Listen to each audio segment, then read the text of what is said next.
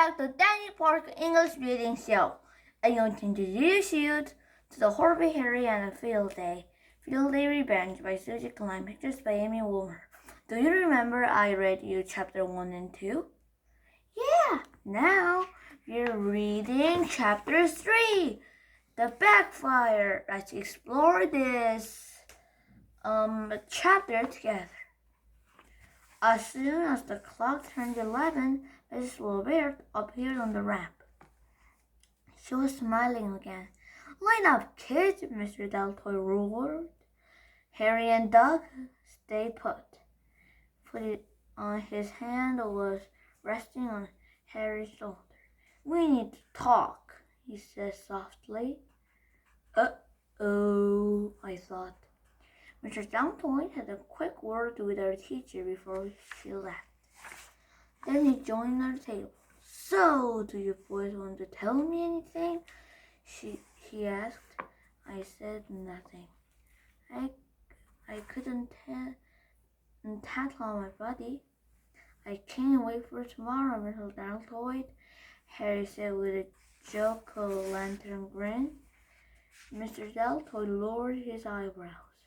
"Nothing about the partner drawing?"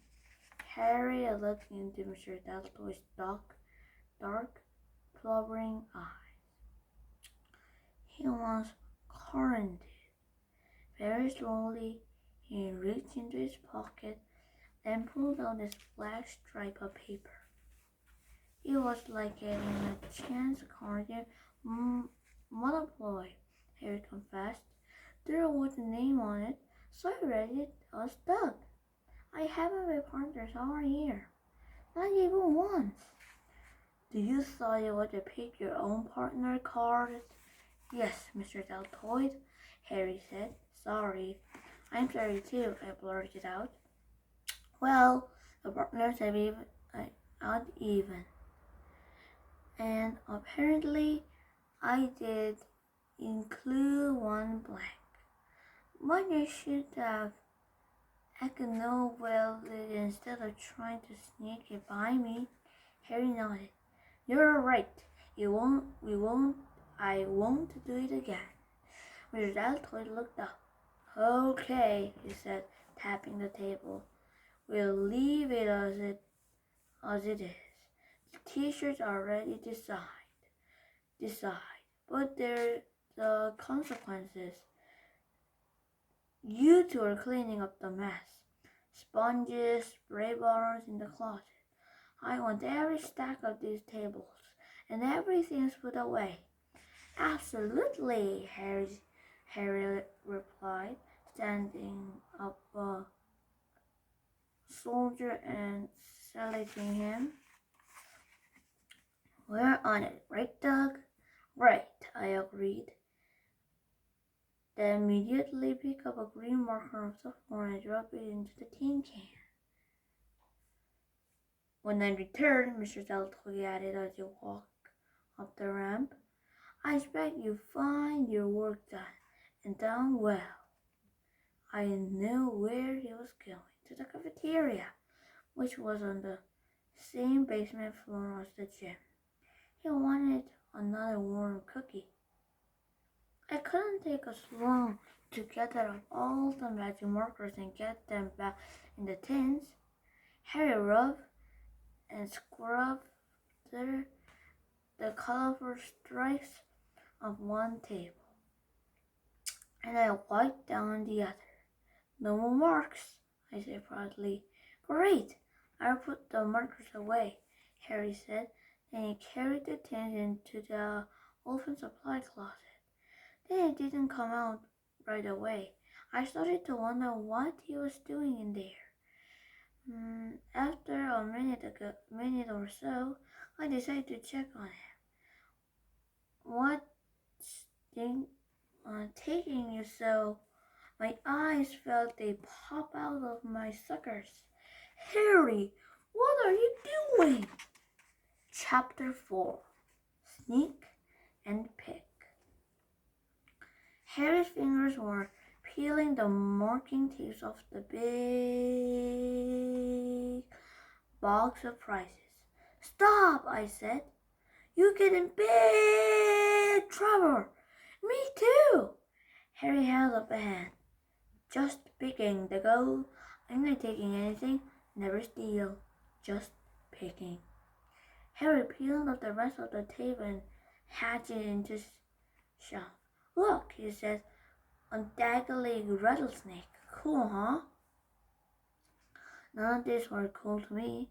It was horrible. Harry opened up the two flaps and looked inside at all the prizes. Boring, boring, boring, he groaned. And then he spied something at the bottom. Oh man, you have to see this, Duggo. It's the perfect price for room 3B. Someone will love it. Someone will love it. I covered my eyes. I don't want to know what it is. I ducked outside and glanced up the ramp. Mr. Dalton is coming soon, I called out. Then I peeked in on Harry again. He was putting the flash back down on the box and reaching for the snake-like tape. We have to win tomorrow, Duggo, Harry said, smoothing the sticky stripe across the top of the box. We had to be the ones who pick room 3B's prize.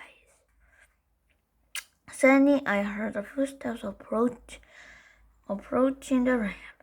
Mr. Dalton is coming, I warned. Seconds later, I jumped out of the fly closet like Superman. Done, he said, grabbing our keys off the table and tossing me mine. Let's go, meet it. As we hurried across the gym, I whispered, Don't tell me what you saw in that field day box. Your call, Harry said. Just look forward to a cool prize. Hey, boys, Mr. Deltoid boomed.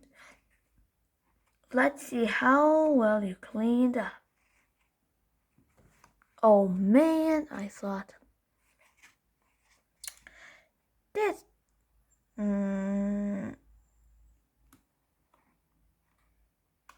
excuse me,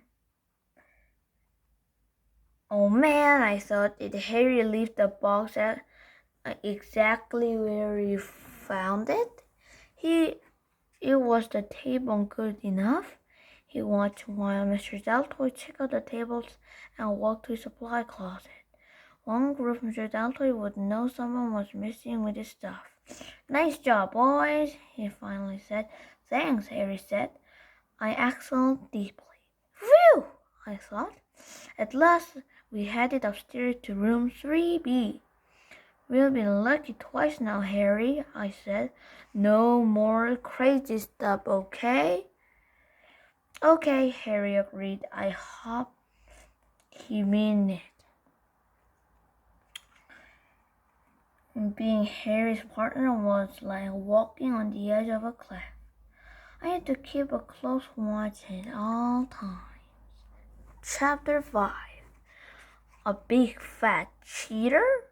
The next day morning, when I arrived at South School, there were 5 flag event areas: jump roping, water brigade, beanbag toss, 2-man relay, and tug of war. Each had a colorful pennant. A big banner was hung from the second floor windows. It said South School Field Day. 2 events this year were in a new nature area. I couldn't wait for those. Our class started with the jump rope contest on the playground. Harry was wearing his t-shirt with a dozen spiders running across it. Mine was a big web on the front and the orange speedy spiders on the back. Awesome shoes, I said, admiring the big spider drawn on each of Harry's sneakers.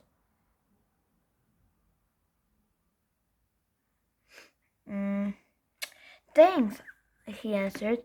Want me to make a spider on yours? No, that would creep me out, I said. Harry just laughed. The music teacher and our school nurse were waiting us on the blacktop. Mrs. Morse greeted us with a ton from "Hello, Dolly." Yo, hello, jumpers. Well, hello, jumpers, he sang out. He was standing next to a huge pile of plastic jump ropes. Please, make your selection. I picked up a cherry one. Harry took a red and white rope.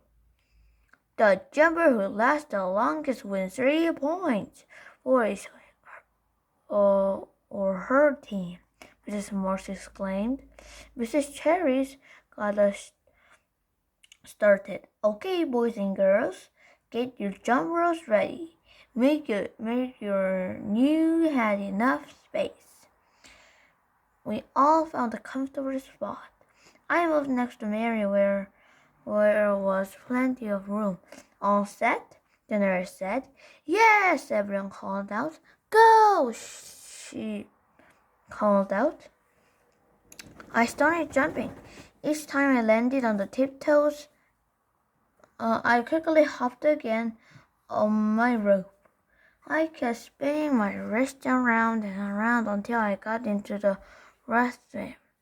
Dexter was on his own world, jumping on the tune of Albert's song. I could hear him singing, "You're nothing but a hound dog," something to himself. 1 minute later, 8 people were sitting on the sidelines watching the jump rope contest.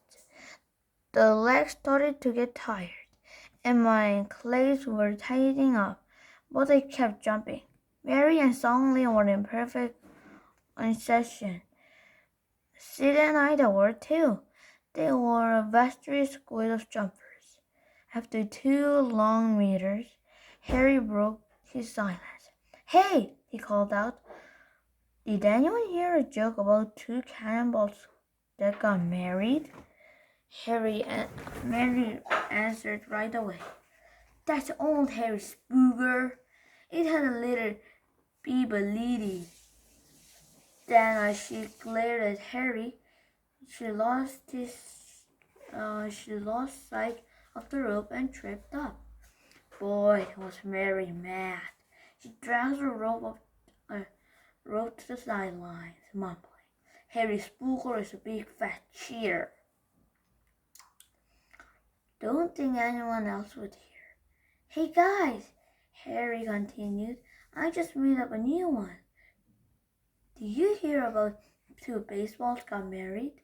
No, Sid replied while his Rose smacked the private with a sticky bead. What happened? They went looking for a diamond. Sidney started laughing, lost his rhythm, and trembled over his rope. Sidney LaFleur was out. Oh man, I wondered, was it really true? Was Harry a big fat cheater? Suddenly, I trembled over my own rope just thinking about it. Now I was out. I started to know how Sid must feel. I sat next to him. Harry just didn't treat me up though. I was worried it. Tough luck, Dago, Harry yelled. Mr. Morse continued. The people who were still jumping as he wheeled.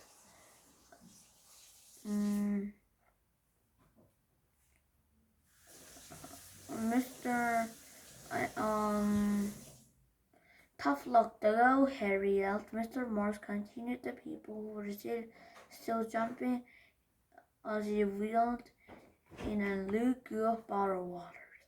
There were 3 jumpers left. Harry saw Leonida. Ginny was sitting next to Mary on the sidelines. They both were frowning. Have I the riddle? Ida asked Harry as she kept flipping the roll over her head.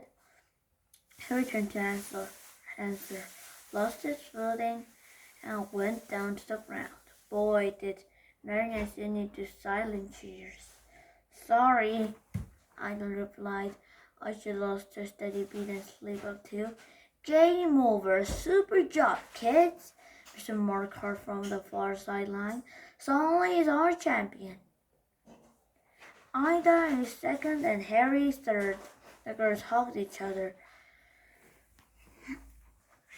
Harry came right over. I never thought I'd outlast Sid or Mary, he said. Yeah, I agreed. But I was uneasy about how he'd done that. Ginny was furious. I should have at least been third, not you, Harry the Canary. Well, said the Squid, Harry replied calmly. Do you have to congratulate? You may not pay attention to your stupid jokes, Mary snapped. I got robbed. All fair is love and war, Mayor, Harry explained. Oh yeah, Mary snorted. Well, all fair in love and war for the other events too, Harry Spooger. I just stomped off.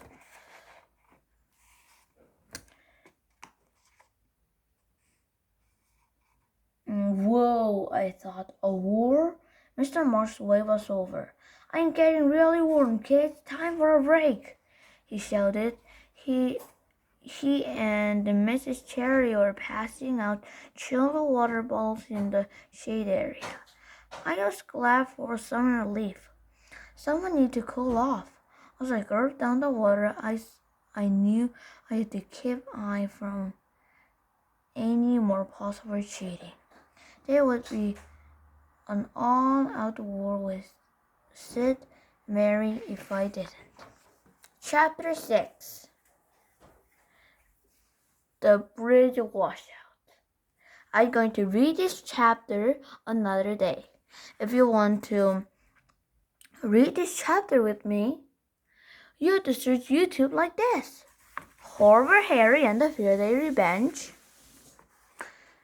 Chapter part 6 and 7. And my video will come out. Please watch my video. See you later. Bye-bye.